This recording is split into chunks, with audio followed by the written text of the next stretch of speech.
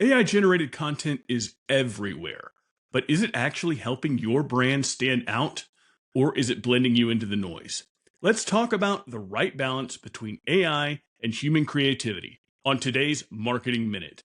I'm Tony Wright.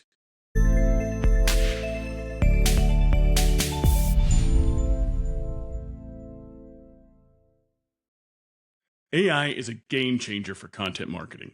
It can generate blogs, social posts, and even video scripts in seconds. But here's the problem: AI alone can't create brand personality. The brands winning right now use AI to enhance, not replace, human creativity. Use AI for research, outlines, and drafts. It speeds up the process. And second, inject human creativity to add storytelling, humor, emotional depth. And then finally, edit with a personal voice. Your brand needs to sound real, not robotic. AI is a powerful tool, but creativity is your competitive edge. Want to stand out?